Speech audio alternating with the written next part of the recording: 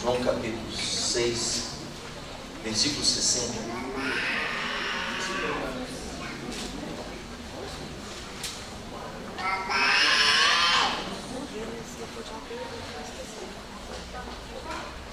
Muitos, pois, dos seus discípulos, ouvindo isto, disseram: duro é este discurso.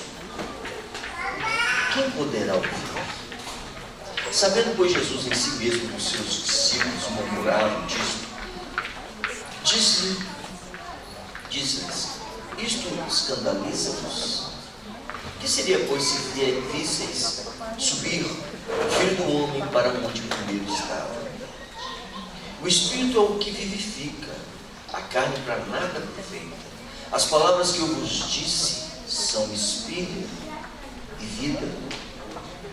Mas alguns de vós que não creem, porque bem sabia Jesus desde o princípio quem eram os que não criam e quem eram os que haviam de entregar. E dizia: por isso eu vos disse que ninguém pode vir a mim se por meu Pai não lhe for concedido.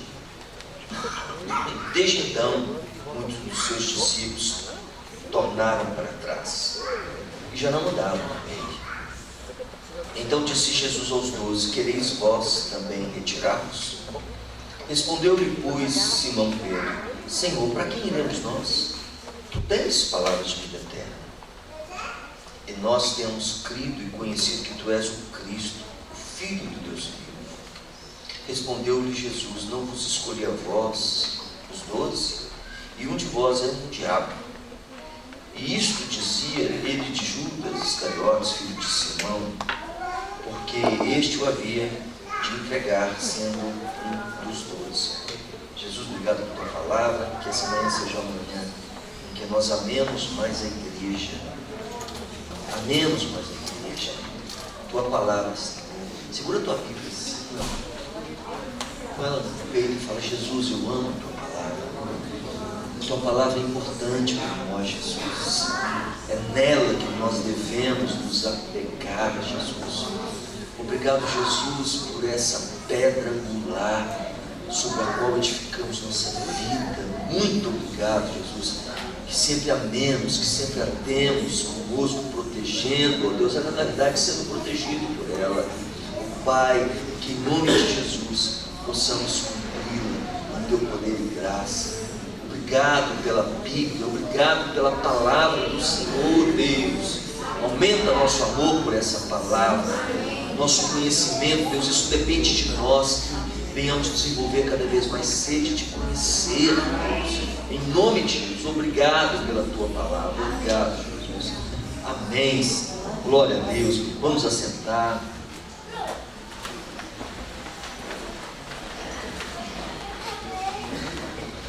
Hoje eu queria falar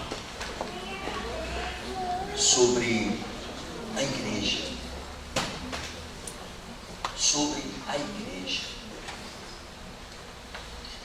A igreja, ela é o último bastião da vida.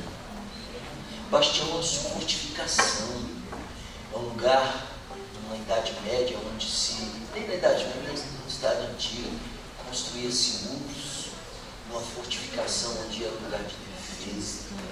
É o último lugar que se resistia para que algo, uma defesa caísse.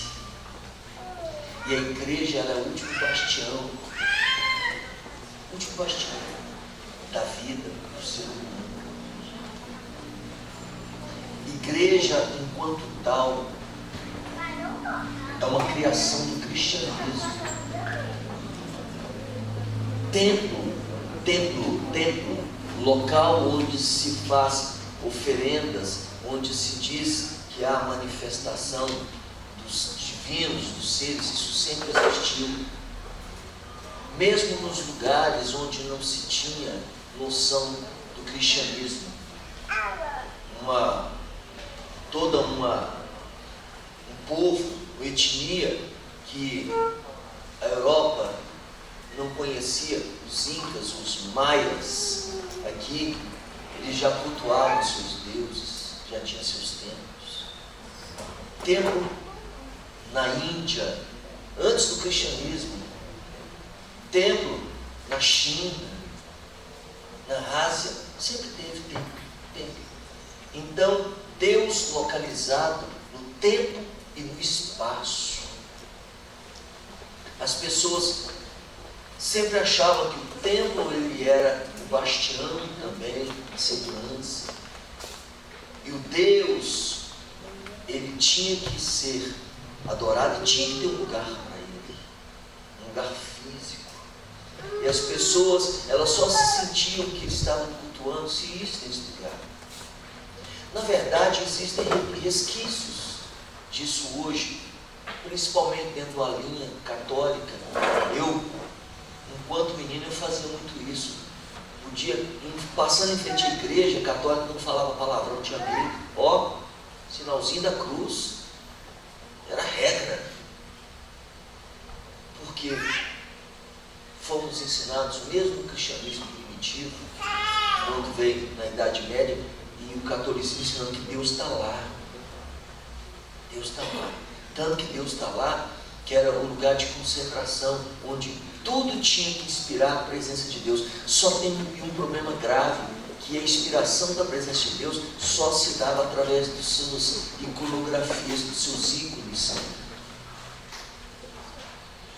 através das imagens, através de figuras. Mais uma situação em que buscavam localizar e situar Deus em espaço. Por isso, era muito comum na Idade Antiga, quando se destruía, ganhava um povo, apropriar-se desse Deus, da figura. Se você olhar mesmo na história antiga, era um problema sério. Se você pensar Jacó, quando saiu da casa de Labão, o que Raquel roubou do pai? Os tefilins. Isso talvez foi algo mais doloroso para Labão, a imagem. Então, mesmo no início da cultura hebraica, e Jacó tomou conhecimento disso, a necessidade de ter um elemento material tangível que pudesse dizer para a pessoa: ó, eu tenho a força. Isso é um problema. E até hoje, nós como seres humanos, nós fomos ensinados a ter algo tangível que nos faz sentir mais seguros. Algo do qual podemos lançar mão para nossa proteção, para nossa defesa, para o nosso ataque. Nós não nos contentamos com um elemento abstrato. O nosso lado humano, ele clama isso, ele corre atrás disso. E Jesus sabia disso.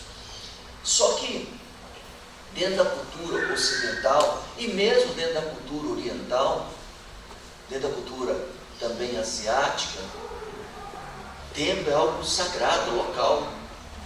Exemplo simples, que os muçulmanos, eles precisam orar 5 vezes por dia, voltado em direção a Meca, voltado em direção, não é só a cidade, a mesquita de Meca. Porque ali é o lugar onde há uma manifestação profunda. E eu fico chateado hoje, porque muitos de nós achamos seguros dentro de um ambiente onde se chama igreja. E a gente sabe que igreja é muito mais do que isso. Então, vem Jesus e inaugura algo. Ele quebra com esse paradigma, no sentido de que Deus e tempo se confundem. Tanto que aquela profecia que fala de Mateus 24, que não sobrará pedra sobre pedra, porque além da vaidade, além de ser um lugar de corrupção, era um lugar onde o povo judeu trocou Deus por aquele espaço e foi um espaço apropriado pelos saduceus, que eram os nobres religiosos que administravam o templo. E com o tempo, o templo se tornou algo de corrupção, embora ainda Deus ali se manifestasse. Mas vem Jesus Cristo e quebra esse paradigma. O templo é outra coisa agora. Então, o Senhor transfere o templo enquanto templo, de um lugar fixo, localizado no tempo e no espaço, para um lugar móvel,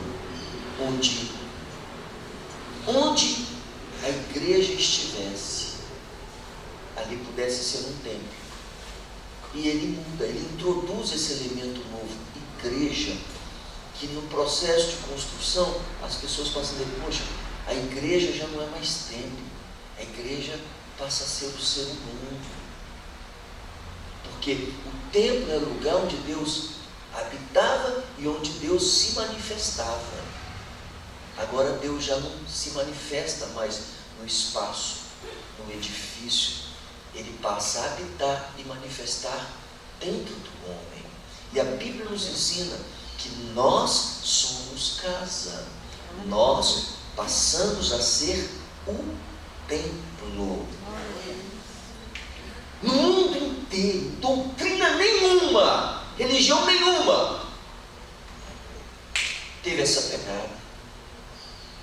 Não tem. Só o cristianismo. Uma loucura. Era um mistério isso que Satanás não entendeu. Não adianta destruir templos. Não adianta isso aqui, ser derrubado. Não adianta todas as igrejas do mundo, templos do mundo, serem derrubados. Porque quando isso acontecia, o povo ficava perdido para onde eu vou. Aí simplesmente idolatrava um local, mas era impedido de estar naquele local, eles estavam perdidos. Hoje, se destrói-se igrejas, templos, a igreja continua a existir. Ela passa a existir debaixo da ponte, ela passa a existir na esquina, ela passa a se, não é nem existir, ela continua se manifestando, porque onde 2 ou 3 ali estiverem reunidos, é a igreja. Então, o templo, não importa onde você estiver, a tua casa, ela se torna um templo. Olha que coisa maravilhosa. O teu serviço, o teu trabalho, ali pode se tornar um templo. Esquina da rua. Onde você está? Fulano, onde você está? Aí está você mais uns 5 ou 6 lá orando. Eu estou no templo. Eu estou com os templos.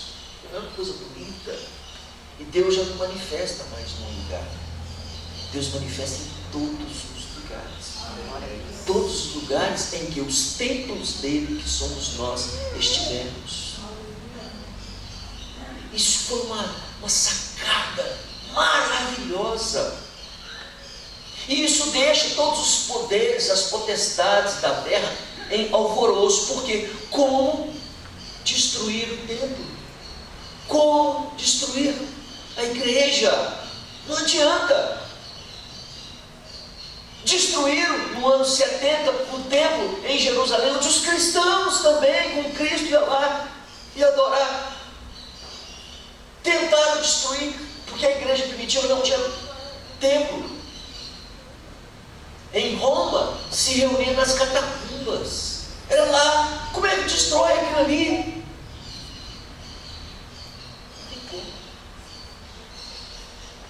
Agora, o maravilhoso é quando você está com templos. Psicologia, mesmo, eu gosto de direito penal, cedo, tudo direito penal. Existe uma minorante quando se comete um crime, que é quando você o faz impulsionado por multidões. Esse elemento psicológico, ele não tem como, te empolga, você às vezes age na impulsividade, é o efeito manada, que o filósofo do século 2020, desenvolveu essa tese, e vai todo mundo, e muitas vezes o seu coração está lá batendo forte, e todo mundo, se tivesse uma atleticano aqui, eu ia provocar eles, mas não tem, e gritando lá. Imagina você no meio da multidão. Já foi na Segunda Guerra Mundial, Hitler usou isso, muita psicologia. Aquela multidão enorme, o pessoal gritava Heil Hitler, Heil Hitler, e aquela onda, aquele vozeirão, o coração das pessoas começava a disparar. Gente, isso é forte demais, esse elemento multidão. O ser humano tem isso nele, Deus sabe disso. No direito penal, isso como ignorante, quando se pratica um crime, movido por multidão. E também a igreja toda, quando ela reúne, gritando. Já houve um ensaio disso, quando Josué mandou, por ordem de Deus, rodear Jericó, e no final tocar a trombeta, e eles começaram a gritar. Isso gera medo. O que eu quero dizer com isso? A importância também dos templos estarem em templos, mas da igreja, que os vários templos, quando eles se reúnem, ali é a igreja se reunindo. É importante demais isso. Eu vejo quantos desprezam isso. E nós estamos em momentos em que Satanás sabe, não adianta eu destruir templos, estruturas. Não adianta acontecer como aconteceu agora no Chile, uns anos atrás, e houve a eleição agora do ano constituinte, que na verdade aprovaram uma nova constituinte, aprovando o aborto, aprovando limitações de certas liberdades religiosas, restrições, e o povo, só para vocês terem uma ideia, lá o voto não é obrigatório, foram 11 milhões de pessoas mais ou menos que foram votar, e 18 ficaram em casa. Então foi com quase 60% que uma ala de movimento político foram aprovados, mais de 60%, 70%, e eles foram lá e fizeram aprovar exatamente o que eles queriam. E agora o povo está na polvorosa, porque tem que levar para plebiscito para aprovar a Constituição. Então não pode, mas exatamente os omissos, 18 milhões que não quiseram saber, comprometeu-se. Mas esse comprometimento comprometeu agora liberdades, mas liberdades cristãs. Dentro da igreja, eles conseguem, de uma forma ou de outra, trazer uma influência negativa, porque isso vai ter um peso na possibilidade de liberdade de se reunir. E vai. Quem acompanhou há 3, 4 anos atrás, aquele momento destruindo igrejas, que foi um absurdo. Por que isso acontece?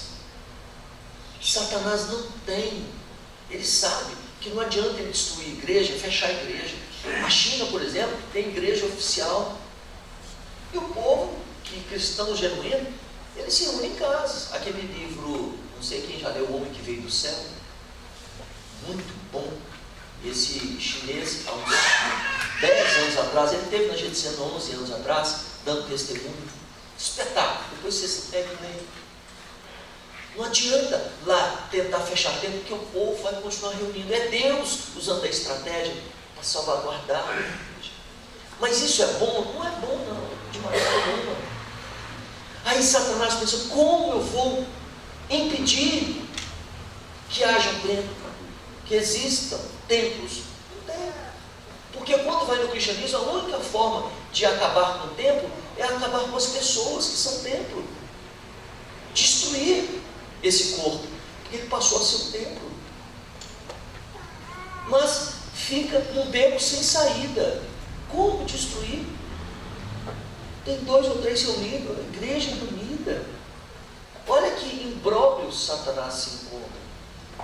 mas ele não deixa de tentar e usar de meios para que isso aconteça. Onde vai chegar, eu não sei.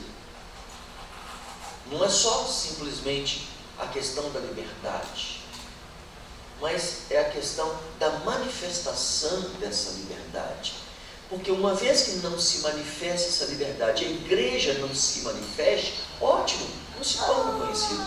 E para que Jesus volte, precisa a igreja, enquanto corpo de Cristo, ser manifesta e conhecida.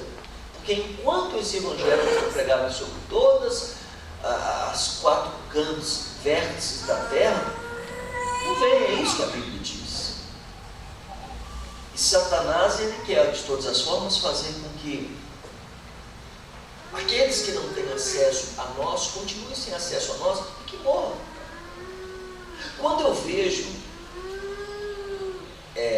a igreja, você foi no médico, você está desempregado, está agoniado, tem filho na droga, tem um casamento infeliz, o que você come, o que você bebe, o que você veste, onde você vai, que não te sacia. O homem sempre volta para o espiritual.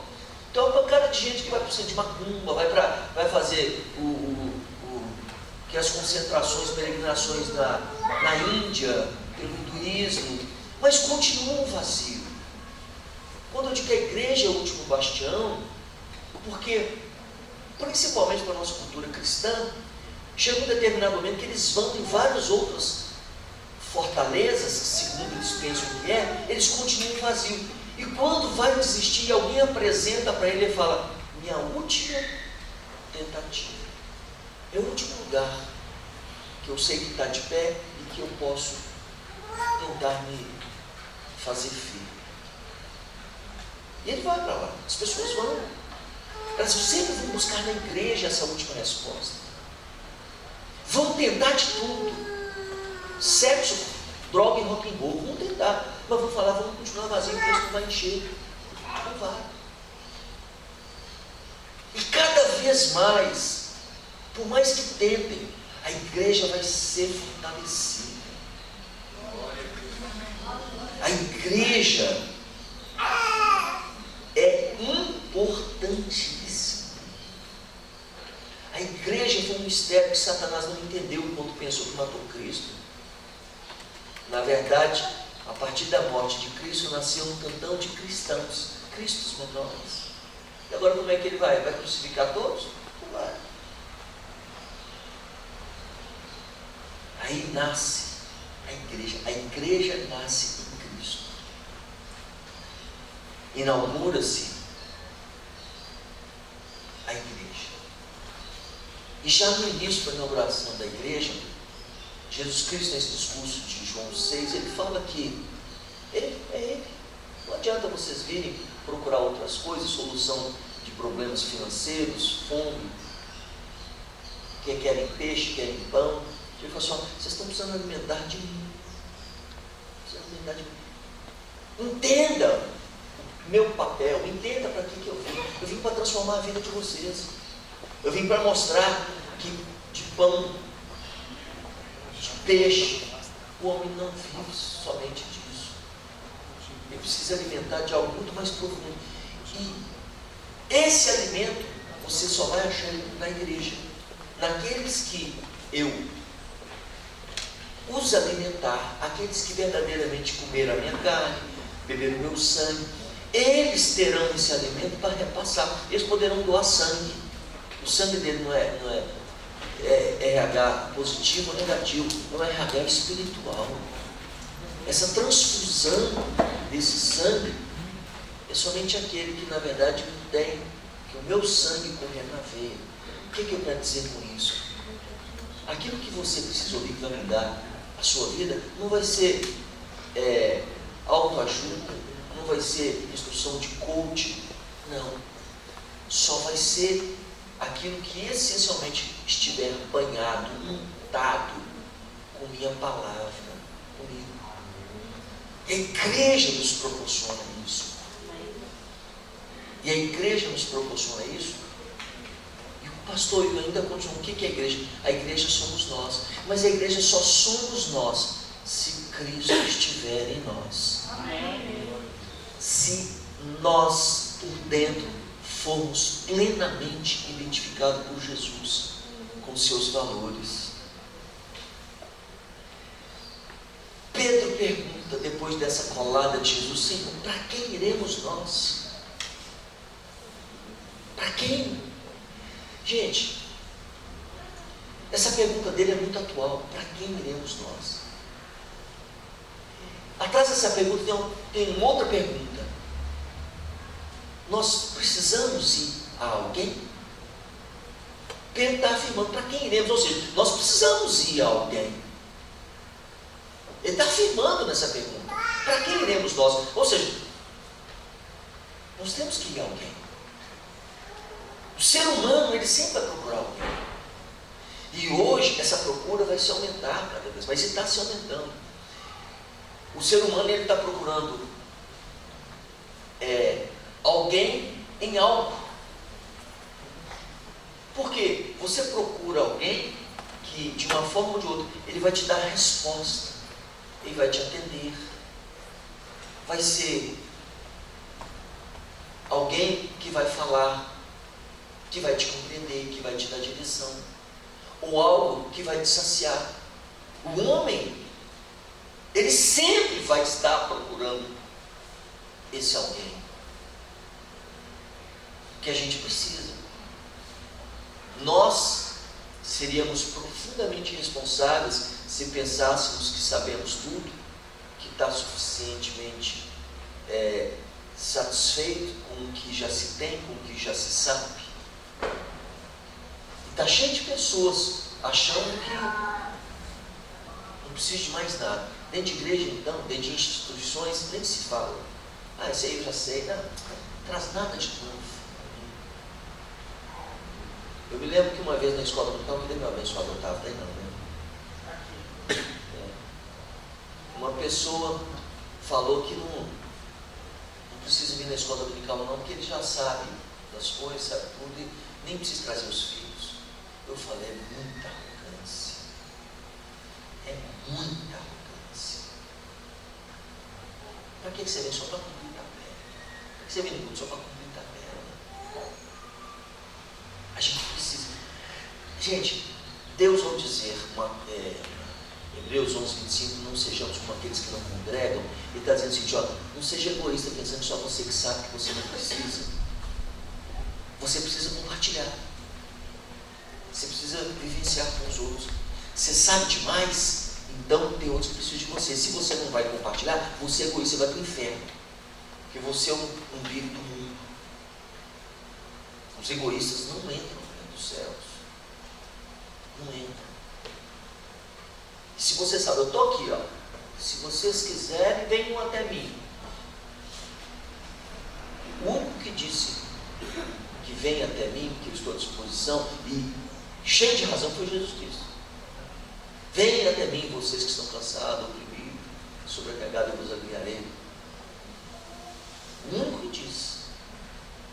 E para a gente ele não diz: deixe que os outros venham até vocês, vá até eles. É isso mesmo? Vá até eles. Você tem alguma coisa que eu coloquei em você? Tem. E não é para você ter e se guardar, é para você compartilhar. E quando Pedro pergunta: para quem iremos nós? Pedro está dizendo: nós precisamos ir a alguém. O ser humano precisa ir a alguém. Alguém precisa da direção do ser humano. Na própria pergunta, logo em seguida, Pedro, ele justifica o porquê que ele pergunta: tu tens palavras de vida eterna. Pedro está dizendo o seguinte: o William, para quem iremos nós? Tu tens aquilo que todo ser humano procura: vida eterna, vida.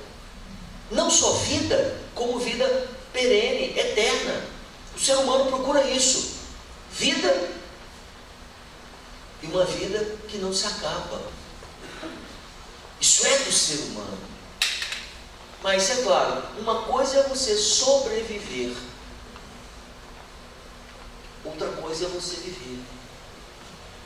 E o ser humano não está satisfeito de simplesmente acordar de manhã e viver o dia para no outro dia acordar. Coisa terrível você acordar de manhã e falar: o que eu vou fazer? Não, só vou comer, dormir para passar mais um dia. O ser humano tem a necessidade de realizações. Jesus nos dá um motivo. Não interessa se você é tetraplégico, se você é mudo, surdo, cego, se você é rico, pobre. Todos que uma vez se tornam igreja, ele tem algo a apresentar e oferecer para alguém, porque tem uma fonte dentro dele que sempre vai ser um meio de alimentação dos outros, que é a palavra de Deus, que é o Senhor Jesus. Uma pessoa que está em casa, por exemplo, ele não consegue andar, de uma forma ou de outra, ele é visitado por alguém. Ele é visitado por alguém. Usando as palavras, que a maior arma que se tem, belicamente falando, é a palavra. E a igreja é que nos proporciona isso. E Pedro falando: Senhor, nós precisamos, estamos buscando isso. Palavra de vida eterna. Palavra que nos conduza, que nos direcione. Porque nós estamos insatisfeitos. Ninguém está satisfeito com 50, 60, 70, 80, 100 anos de vida. Ninguém está. Todo mundo quer vida eterna. O homem, ele, por mais que ele queira ser, aquele dizer que somos um ajuntamento de célula, um cérebro com suas sinapses para poder emitir sinais e emoções, ele ainda é descontente, assim: poxa, acabou, morreu. Tem algo dentro dele, porque Eclesiastes diz que Deus colocou a eternidade no coração do homem. É da natureza do homem querer viver eternamente. É aqueles filmes do Highlander, né? Quem já assistiu o filme do Highlander? É Want to Live Forever. Quem é que não quer viver para sempre? Agora, uma coisa interessante para quem não assistiu, depois vocês assistam. Esqueci o nome do Highlander. O nome dele não é Highlander mesmo, Highlander é a figura. Então, ele vive uma vida de decepções, porque por mais que ele, de geração em geração, ele saiba que ele é perseguido, não é problema não. Rico, não é problema não. Mas ele perde o desgosto pela vida, por causa das perdas que ele vai acumulando. Perdeu o primeiro amor pela esposa. Depois, todas as vezes que ele se relaciona com alguém que ele ama, ele perde. Ele faz: que sentido tem viver 500, 800 mil anos, se todos vão embora? E a vida perde sentido, porque ele começa a perceber que não é o ter, não é o poder que faz. Ele está vivendo, mas outros estão ficando para trás. E que ele não tem poder sobre eles para poder continuar fazendo-os viver. E em função dele viver num universo onde a injustiça prepondera, e ele é capaz de cuidar só de si, mas ele não consegue nem ser morto, porque quando acontece isso, ele se defende. E eu penso que o ser humano, ele quer isso, ele quer viver também, mas ele quer viver uma vida, se for para viver aqui, como antes na história antiga da Bíblia, vivia 900 mil anos, 800 anos. Aí Deus limitou a 120 anos. Você tenta imaginar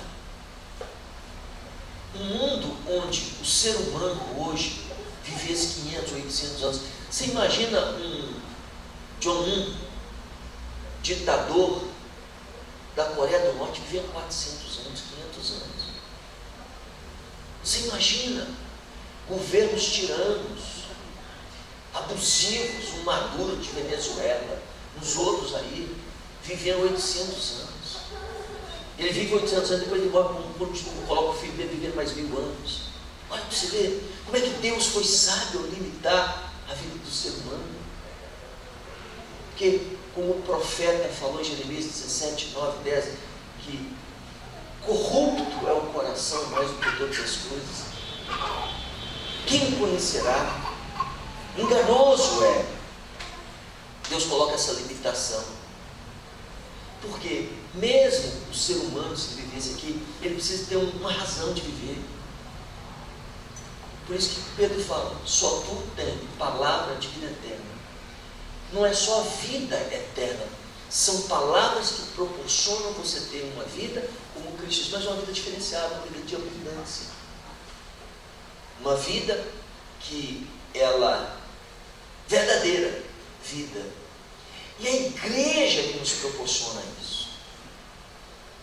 E tem pessoas que estão caçando vida na igreja, mas que tipo de vida? E está sendo oferecidas vidas na igreja. Porque as pessoas estão buscando vida, buscando casamentos, buscando fortunas, buscando na igreja um sentimento de que existe um ser espiritual e eu cumpri o meu dever de vir e cultuá-lo para ele ficar bem psicologicamente. Se eventualmente existir um Deus, Deus não poder cobrar nada dele, porque pelo menos ele foi na igreja. Tem pessoas que estão buscando, assim como muitos buscaram Jesus só porque ele multiplicava pão e peixe. Tem muitos que falam assim, ó, eu sei que isso existe, não, só para o seu poder não ficar triste, eu vou lá. Tem pessoas que buscam isso. Para onde iremos nós? Tem pessoas que estão indo na igreja mesmo. Mas não quer dizer que está sendo na igreja. Se as pessoas descobrirem verdadeiramente o sentido de igreja, que não é esse local onde nós vivemos, mas somos nós, e que quando nós estamos juntos, nós podemos ligar as coisas na terra, e as coisas são ligadas no céu. Gente, isso é profundo. A igreja liga na terra, liga no céu. Quando nós concordamos juntos, é isso mesmo, Deus faz. Não é porque Deus é refém, não. Mas Deus faz. Eu quero o melhor para a minha igreja. Mas a igreja tem que ser uma igreja de concordância. E a igreja de concordância é a igreja que conhece o Senhor, conhece a palavra. Aí Deus proporciona o melhor para ela. E as pessoas começaram a entender que Cristo, Ele é alguém em quem nós temos que ir. E Pedro pergunta, a quem iremos nós? E a gente entender a quem nós temos ido quando nós estamos buscando essa vida. Tem pessoas que estão indo no pastor e acham que é esse pastor, o que ele prega, que vai ao encontro, e ao encontro e a favor do que ele anseia. Beleza, ele vai ter a vida que ele quer, porque tem mesmo hoje que é um problema. Se isso acontece, nós estamos tendo pastores de estimação, mensagens de estimação, igrejas de estimação. Eu estimo muito porque aquilo ali eu concordo, é o que eu acho. Então, se é o que eu acho, então eu vou adotar as pregações, porque eu gosto desse pastor. Gente, ele tem uma visão tão legal hoje, nessa linha tão necessária da gente, sem essas exigências, sem pegar no pé da gente, a gente é livre. Ele é meu, eu só ouço ele. O dia que ele falar alguma coisa que eu discordo, eu estimo o outro, eu o abandono. O dia que a mensagem dele não for aquela que eu espero, eu passo a ouvir outro. Isso é um problema. E não pense vocês, as pessoas têm ido a estes que tem a palavra que ele pensa que é eterna, a vida que ele pensa que é eterna. Isso é um problema, porque elas têm ido. Para que elas têm ido? Simplesmente para saciar seu ego, para se sentir bem, para isso, para não sentir débito, para não sentir uma pessoa em déficit para com Deus. Que o dia que Jesus voltar, Jesus, eu vim na igreja, estou domingo, você não viu, não? Até jejuar, tinha dia que jejuar, lá na missão Portugal, às segundas-feiras o pastor falava de jejum, eu jejuava. Você não tem direito de me deixar aqui, não. O que você está fazendo aqui? Eu estou orando. É para isso que eu tenho ido. É um problema sério. E o que você faz? Pastor, o que eu fazia era dentro da igreja. O que tinha que fazer dentro da igreja, eu fazia. Eu orava, eu cantava. Espera aí. Você não entendeu. O que você fazia dentro de você? Que você era a igreja. É isso que Jesus pergunta. O que você está fazendo dentro de você? Porque ali existe eu, Espírito Santo. E não interessa quando você estava aqui no templo. Quer saber quando você estava no seu serviço, dentro de casa, com seus vizinhos. Pouco me interessa o que você está fazendo. Porque dentro da igreja, lá Mateus 6, né? Jesus fala da hipocrisia dos que oram das escrituras. Deus não se comove com suas lágrimas se você só chora por causa daquele momento. Não se comove, não. Você tem uma emoção tão grande. Deus quer saber a fonte que te faz chorar, se é Ele. Ele quer saber se o que te move dentro da igreja, para que você chore, cante, ou é o mesmo que te move, para você fazer a mesma coisa fora daqui. Aí não tem como você fugir. Olha como é que Deus fez um trabalho maravilhoso, Jesus. Quando Ele introduz, fala que você é igreja. Aí Ele tira de você essa pega que você... Eu fui. Porque na época do tempo, principalmente a festa do Yom Kippur, dia do perdão, era isso. As pessoas levavam os seus animais para ser sacrificado. É um processo de substituição. Quem não tinha dinheiro levava a pombinha. Aí ia lá no Monte Moriá, lá no templo, o sacerdote degolava e ele falava: agora estou quites com Deus. Ele podia descer e dizer: Deus, ó, acabou, eu fiz lá o sacrifício que o senhor fez, estava lá, olha lá, vai lá para o senhor ver. Acabou, o sacrifício estava no tempo e no espaço. Agora não. O Senhor olha para você e diz: deixa eu ver se está sangrando dentro de você, o sangue do Filho que lava e purifica de todo pecado. Tem que estar o tempo todo jorrando dentro de você. O sacrifício o tempo todo dentro da gente. Foi um processo de transformação diferenciado, sabe? Diferenciado. Só que as pessoas não entendem isso. Não querem entender.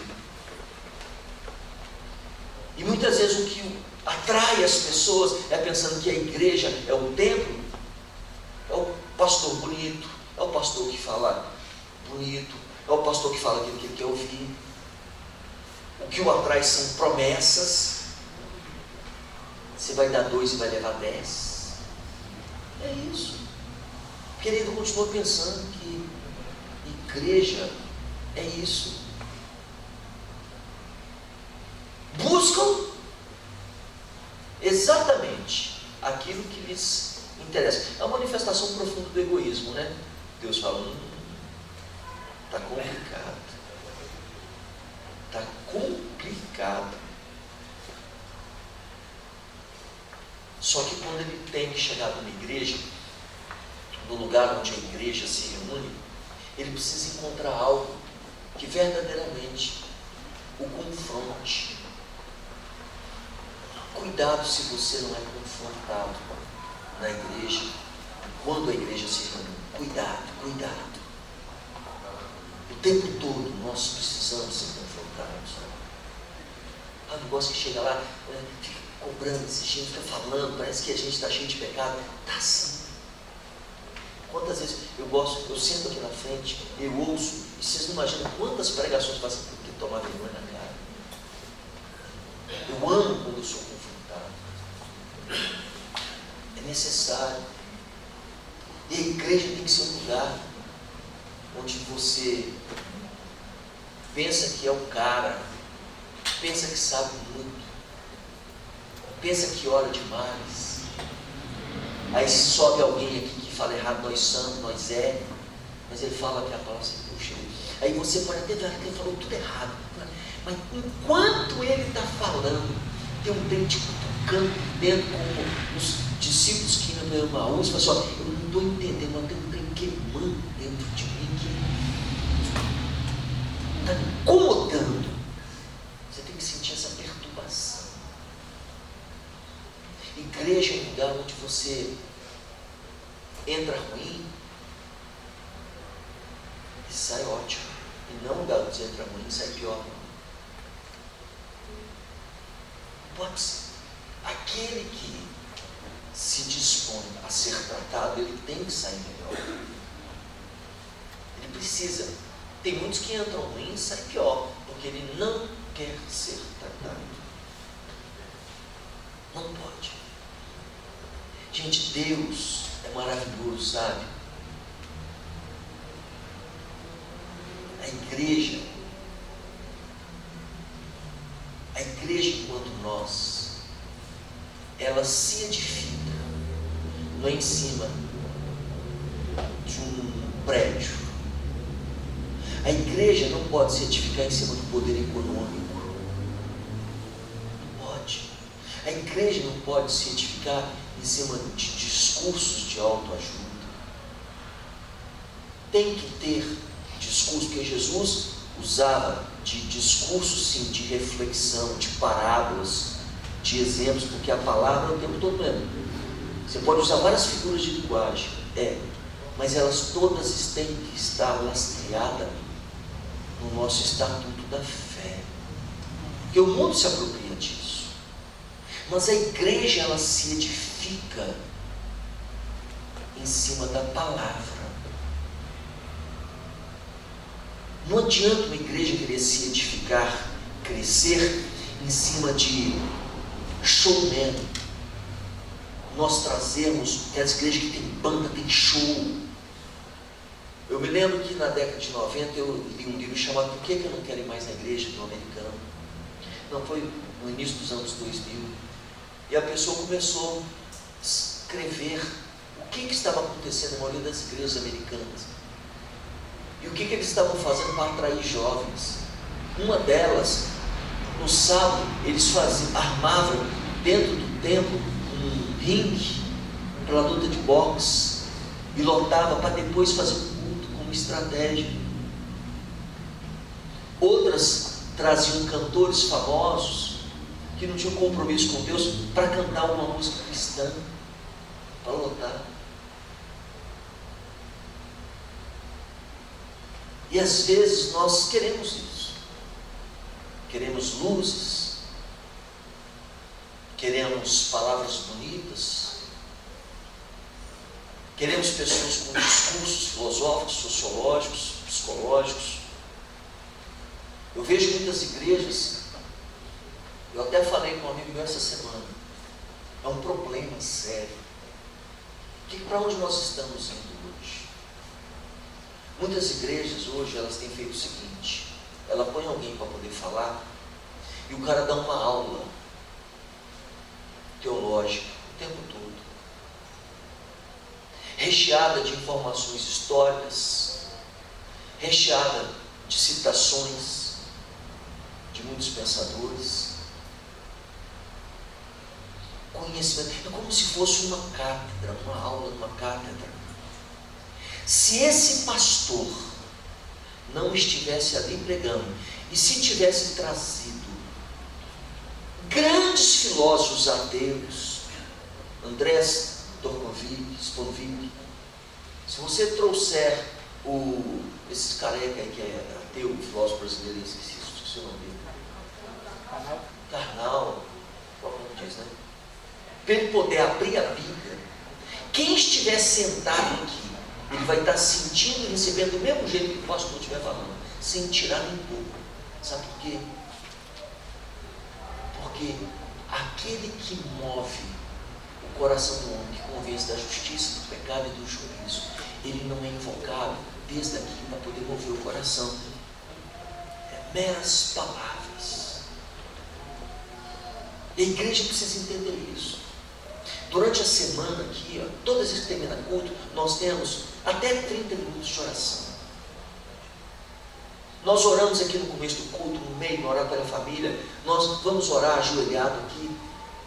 O orar a Deus é dizer: Deus, se o Senhor não fizer, se o Senhor não falar, para onde nós iremos? Só o Senhor tem palavra de vida eterna. É isso que a gente faz. Não adianta vir um discurso lindo, uma pregação maravilhosa, se por trás dela ou na frente dela não tiver o Espírito Santo tocando no seu coração. É isso mesmo. E você quebrantado e aceitando, para você realmente ter uma vida transformada. Que quem vai te convencer vai ser o Espírito Santo do Senhor. Por isso nós dependemos dele. E por isso, desde o momento que sobe aquele Espírito Santo, fala com a igreja, muda, transforma.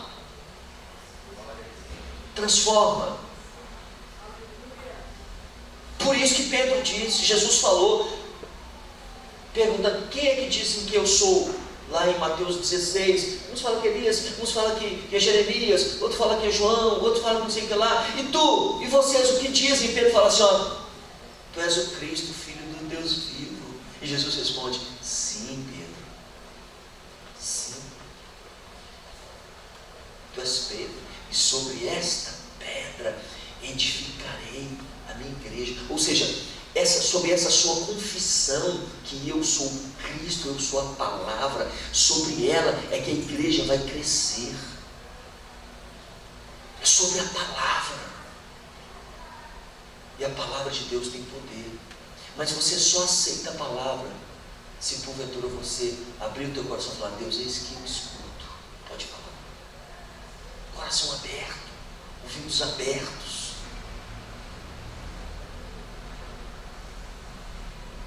O escritor do livro de Atos 4:11 fala que Jesus é a pedra angular, aquela pedra que foi rejeitada pelos edificadores. Ele é a pedra. Eu vejo hoje que Jesus está sendo rejeitado por muitos edificadores. Jesus cobra demais. Ser cristão é pesado, é apertado demais. É o tempo todo a gente sendo advertido, exortado. De uma forma ou de outra, a gente começa a buscar outros ares, outros lugares, que a gente pensa que Deus está no lugar. E não pense vocês que o que eu estou falando é exceção, não. Tem se tornado a regra. A regra. E não há como você estar num lugar onde verdadeiramente você está com o coração aberto para ouvir a palavra de Deus, mesmo que você faça força, isso vai transformando você. Porque a Bíblia diz que a palavra é ela que lava, ela santifica, ela purifica. Ela que vai produzir resultados em você, que muitas vezes, se você tiver com o coração aberto para receber, vai mudar. E muda. Antes de qualquer coisa, a gente tem que estar com os ouvidos atentos. Apocalipse fala: ouça o que o Espírito diz à igreja. Ouça. A base de Israel é chamar Israel. Ouve Israel. Começa com ouve Israel. Ouve. Ouça Deus. Ouça Deus. Ouça. É Deus falando o tempo todo. Quando eu comecei na igreja, falaram comigo que a igreja é um bom lugar para se fazer amigos. Ele disse assim: aqui as pessoas, elas precisam e são ensinadas a pensar iguais, com respeito, com amor, com fidelidade, com compaixão, com mansidão. Me falaram isso. Aqui se ensina lealdade. Aqui as pessoas, elas aprendem a ser amigas.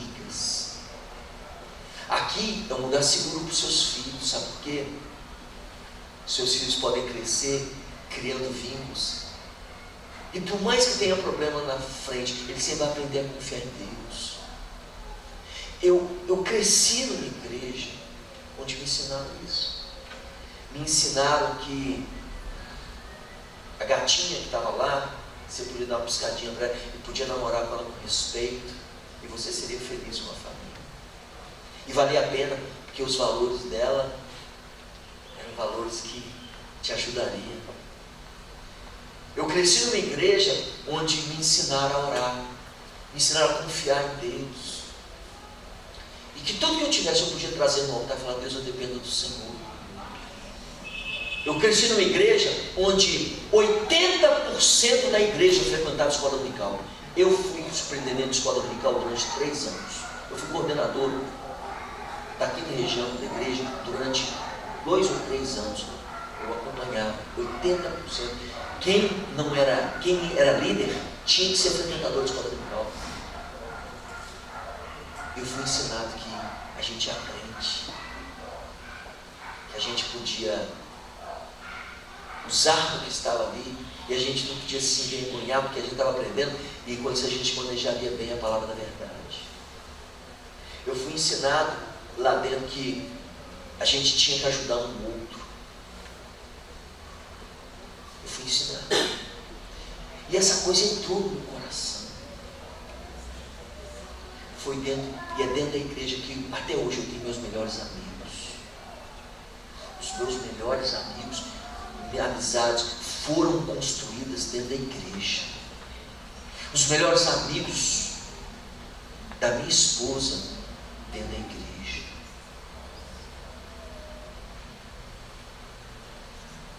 A mulher que Deus me deu para eu viver e casar foi dentro da igreja. Os filhos que Deus me deu, que temem a Deus, que são bênçãos mesmo, eles amam a igreja e foram criados dentro da igreja. Aprenderam a orar, adorar. Eles viam os pais deles dentro da igreja. E eles viam o que nós estávamos fazendo dentro da igreja. Eles aprenderam a respeitar e a amar a igreja. Por mais que eles tivessem tantão de decepção, eles aprenderam que o Senhor é maior do que isso. E que eles deviam se inspirar naqueles que eram verdadeiramente igreja. Os meus netos, certamente eles serão criados e amarão profundamente a igreja. Cara, vão numa balada, vão aí, quantas vezes, mas quantas e quantas vezes, meu abençoado, nós, os nossos filhos, ou eu, não recebi um convite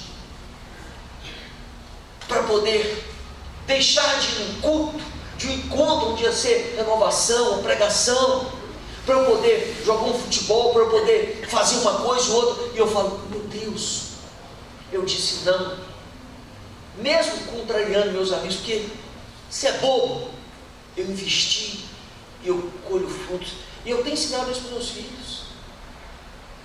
Não trocar um momento de comunhão, de crescimento dentro da igreja por qualquer coisa. Tem pessoas dentro da igreja que trocam com facilidade. Às vezes vai na igreja uma vez por mês, uma vez na semana, ou então ele tem uma facilidade tão grande de não congregar, de não estar na igreja. Qualquer coisa é motivo. Qualquer coisa. Eu me lembro que uma época atrás, eu tinha uma reunião com os líderes e tal, formando igreja aqui, aí eu avisando, um dia antes, eu tinha uma reunião no sábado. No sábado, na sexta-feira, uma pessoa me falou assim: ô pastor, aqui, amanhã não vai dar para eu ir na reunião, não, porque eu estou começando a ter uma dor de cabeça, de todo o coração, na sexta-feira. Eu falei: não, você não está. Tudo. Não dá porque eu fui. Vai ter uma festa que vai começar meia-noite. Hoje não tinha festa de jovem, adolescente, começa meia-noite, né? Não posso não, porque eu tenho que estar me arrumando 6 horas antes. Vai ter um trabalho, não. E outra coisa, questão da seleção, né? Não, isso aqui para mim presta, não presta. Nunca fala: Deus, e aí? Nunca pergunta: Deus, o que o senhor acha disso? Eu sei que diferença isso fez na minha vida. Eu sei que diferença isso vai fazer na vida de muitas pessoas. Um dia, eu estava lendo Salmos 84, tinha muitos anos atrás, e o salmista falou o seguinte, Salmo 84, 10: porque vale mais um dia nos teus atos do que 1000. Deus falou comigo o seguinte: quando você estiver na casa do Senhor, aproveita, suga tudo. Faz igual quando você era menino pequeno, que uma vez no mês você tomava um iogurte, você sabia que você tinha que aproveitar aquele iogurte até a última gota. Depois que você terminava, você passava o dedo, punha a língua lá dentro, só, saboreie isso, no máximo, você só vai ter esse agora, enquanto estiver fazendo. É mais ou menos isso que o salmista está falando, vale mais do que 1000. Ou seja, viva esse momento que você estiver na presença de Deus, congregando com intensidade, com entrega. Porque o que você fizer lá fora, 1000 anos fazendo lá fora, não vai cobrir um dia que você fizer bem na presença do Senhor aqui. Não vai! É como Deus falou só, Clóvis, Joel, as noites que vocês foram para o monte, 10 horas da noite até 6 horas da manhã orando, feito louco, os jejuns que vocês fizeram 24 horas orando, todos os dias, no dia que vocês perderam, lendo a Bíblia de cima a baixo, sendo chamado de ridículo, bobo, não podia sair e fazer alguma coisa, está valendo para a sua vida aqui, até o dia de hoje, está valendo. É isso que o salmista disse aqui, preferiria estar à porta da casa do meu Deus a habitar nas tendas dos ímpios. Gente, vale a pena ser igreja. Glorifica a Deus pela igreja. Agora, sempre entenda isso. Se a igreja é chata, porque as pessoas, na sua concepção, são chatas. E se você não é chato, ensine elas a não ser chatas. Nós somos igreja. É a soma de cada um de nós, com nossa personalidade, com nosso amor, com nosso carinho, com nosso afeto, com nossa dedicação, com nossos valores, que vai dar a identidade desse local, que vai dar a qualidade desse local. O que você tem para oferecer? Porque muitos estão buscando Jesus, como Pedro. Senhor, o Senhor tem para oferecer vida eterna. Quem mais vai nos oferecer vida eterna? A gente pode perguntar: e Pedro, o que você tem para oferecer? Depois essa pergunta foi feita por Jesus lá em João 20.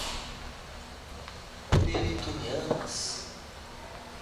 Pedro, tu me amas? Pedro, tu me amas? Senhor, Jesus perguntando: oferece para mim, seu amor. Lá atrás você perguntou. O Senhor tem para oferecer para a gente palavras de vida eterna. Mas agora eu te pergunto, Pedro, agora o que você tem para oferecer? Amor. Então oferece o seu serviço. Pastoreia as minhas ovelhas. Quando você vem dentro da igreja, porque você está buscando algo. Aí você fala: não adianta, eu já busquei no sexo, na droga, no rock and roll, no dinheiro e tal. Não achei. Para onde eu vou? Que eu estou, aquilo que sacia a minha fome, o meu desejo, eu estou vendo que aqui eu achei. Aí Jesus te pergunta: e aí? Você me ama? E agora, o que você tem para me oferecer? Já que eu te ofereci algo. Igreja maravilhosa. Igreja maravilhosa. Mas nós somos igreja. Ela é aquilo que você oferece para que ela ofereça. Enquanto congregação, as pessoas lá fora verão a igreja te vendo. Ah, você é igreja, você é igreja, você é crente. Aí quando você estiver longe, cara, crente é um diferenciado. Aí que ele vai estar falando de você. Só educado, sabe? Porque ele só convive com você no seu serviço. Respeita, sabe? Dedicado. Você é igreja. É você que está construindo. O que você está oferecendo? igreja, aquela concebida por Deus, ela é maravilhosa, vale a pena. Deus foi bom, maravilhoso, oferecendo para a gente algo espetacular da igreja que não durou. E nós somos os trabalhadores, e Deus dá para a gente o substrato, a matéria-prima para edificá-la, para fazê-la com que ela seja apresentada para os outros lá fora. E essa visibilidade, essa imagem, ela vai ser de acordo com o material, a forma pela qual utilizamos o material que Deus nos dá para edificá-la. Se Deus te deu bom cimento, dispensa o cimento e coloca o seu, não. Usa o que Deus deu. Usa as virtudes, fruto, conheça. Você tem dentro de si a ira, Deus te dá o autocontrole. Usa o autocontrole, não põe a ira lá na edificação, não. Você tem o desânimo, você tem a chateação, você tem esse material. Usa não, usa a longanimidade. Deus te deu, está lá também. Escolha usar os melhores substratos, as melhores matérias-primas para você edificar essa igreja, que é essa coletividade, essa comunidade.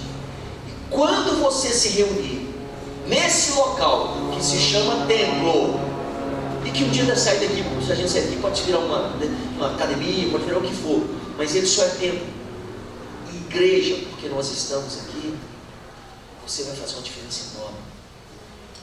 Amém. Ame a igreja, se doe. Isso faz, ensine os teus filhos a amarem isso aqui. Feche seus olhos, com sua cabeça. E a igreja, meu abençoado, não é você dizer eu sou igreja. Você precisa dizer para Jesus, eu quero ser igreja. Eu aceito ser igreja. Tem alguém nessa manhã que até hoje não fez esse pedido para Jesus, dizendo Jesus, para onde eu vou? Jesus fala, eu sou a porta, passa por mim. Eu sou a porta das ovelhas, você é ovelha, passa por mim. E você se dispor a passar por mim. Mas para isso, você precisa dar um passo. E a Bíblia diz que no primeiro momento, Jesus é a porta, e você passa por ele para achar a pastagem. Mas também ele diz que em você é uma porta. Dentro de você tem uma porta aqui, ela só pode ser aberta por dentro. E você que tem a chave. Apocalipse 3:20, eis que estou à porta e bato. É você que tem que abrir essa porta e dizer, Jesus, entra, fica aqui. Faz de mim um templo, para que eu seja igreja. Para que você seja igreja, você precisa se tornar um templo. E o templo do Deus vivo dentro de você, através do Espírito Santo. Aí você precisa aceitar que Ele entre e faça morada. Tem alguém nessa manhã que não entregou a vida para Jesus? Ou então está afastado dos caminhos do Senhor, faz pastor, não precisa nem conciliar. Está complicado. De repente você é crente, frequenta a igreja, mas precisa, meu abençoado. Todos são do Senhor, são mesmo. Que essa palavra não entre no seu ouvido e saia sem efeito. Reconcilia com o Senhor. Entregue sua vida para o Senhor. Se vocês são do Senhor, amém. Fica de pé então, põe a mão no coração. Faz uma oração sincera para o Senhor. Pergunte para você, se você entendeu essa mensagem nessa manhã. Fala assim, Senhor, eu sou templo, eu sou casa. Eu sou templo, eu sou casa. Nós fomos acostumados com uma religião que quando passa em frente a um templo, faz o nome do Pai, as pessoas olham e falam assim, ali Deus está. Será que quando as pessoas passam perto de você, é como se você fosse aquela templo da igreja católica, eles fazendo o nome do Pai? Será que quando elas passam perto de você, elas olham assim e falam, ali é templo, ali é casa, ali Deus habita? Gera um temor com que vai falar com você. Se vai falar uma palavra, se vai falar uma besteira, se vai falar algo de baixo calor, opa, não posso não, eu estou em frente a um templo. É nisso que você identifica-se como verdadeiramente templo. se você é. Deus, em nome santo do Senhor Jesus, isso é para pesar no nosso coração. Deus, que haja uma transformação profunda. Uma transformação mesmo, Deus, porque todas as vezes, se formos exortados e nós não mudarmos, continuarmos a mesma coisa, está complicado. Mas Tu és aquele, Jesus, o Teu Espírito Santo me convence. Em nome de Jesus, precisamos ser templo, igreja. E Deus, igreja que traz alegria, que traz prazer para os outros. Que as pessoas se alegrem por estar conosco enquanto templo, enquanto igreja. Nós somos instrumento para mudar a vida de muitos, para a glorificação e exaltação do Teu santo e poderoso nome. Deus, fortalece os que aqui estão, fortalece os templos que não vieram hoje, para que sejamos uma igreja verdadeiramente diferenciada dentro desse templo, por onde estivermos. Que tenhamos prazer, ó Deus, de estarmos juntos congregando, pois o Senhor nos abençoou em nome de Jesus. Eu abençoo a Tua igreja e Te louvo. Amém, Senhor. Você pode louvar a Deus, pode louvar.